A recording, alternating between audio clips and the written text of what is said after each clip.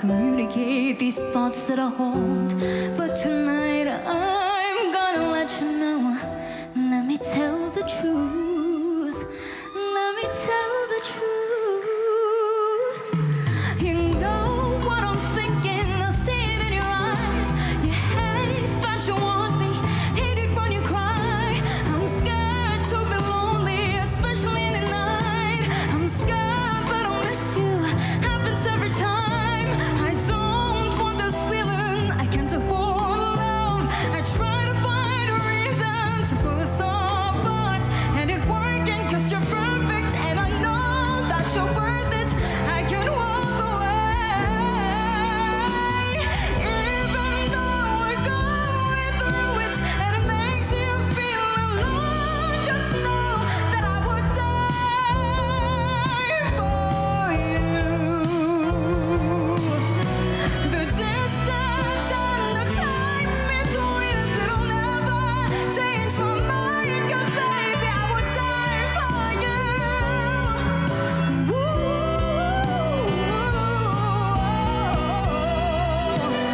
No, no, no, no.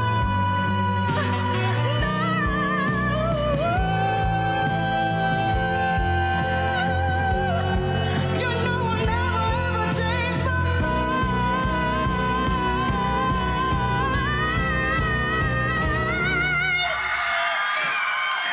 'Cause baby, I would die for you.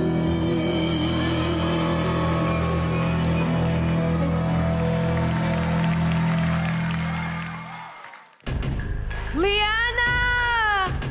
Grabe naman our bebe girl. Not so bebe anymore, ha? Liana, pakinggan natin ang ating Clash panel. Ano po ang masasabi ninyo? Grabe, hindi ko in-expect yun, ha? Ang galing ng pagkanta mo. Pinapakita mo na talaga yung you're prepared for the challenges of the real world, na you're breaking away from your shell, you're breaking away from the cocoon, and you're now a butterfly. Thanks. Ganda. Thank you po. Yes, Liana. And bukod doon, mas nag-mature na yung performance mo. Maganda yung style mo. Ready to slay. So ngayon ay sobra kang slay. Thank you po. Totoo yan. Mas meron ng maturity sa iyong performance now. And also with your look.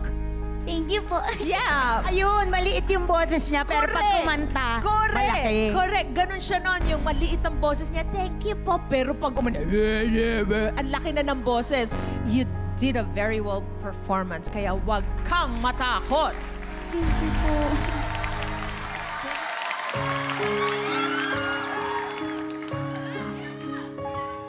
And I give up forever to touch you,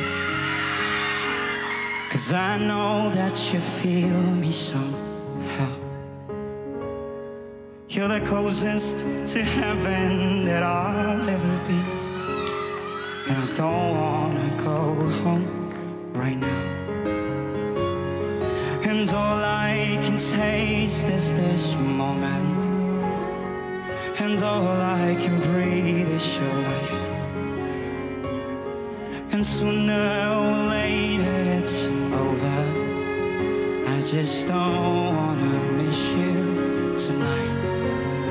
And I don't want the world to see me, 'cause I don't think that they'd understand. When everything's made to be broken, I just want you to know who I am. I just want you to know who I am. And all the world is to me, 'cause I don't think that they understand.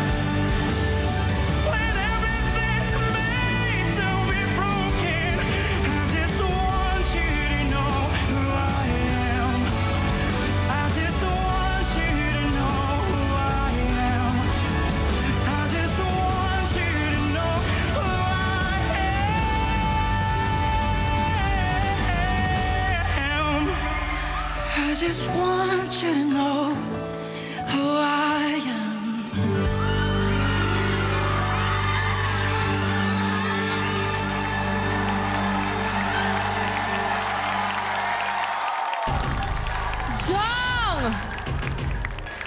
My God. Alam, ba't ako naiiyak? Ako lang ba? Ako lang ba na... Naiiyak ako? Ba't ganun? Clash Battle. Oras na po para magbigay ng komento sa performance ni Jong. Pero kasalukuyan po silang umiiyak ngayon. Ikaw muna. Sige, ako na muna. Sige, iyak nyo na yan. Kami muna ni Jong. Jong, you know what? Welcome back. That was a very, very good welcome.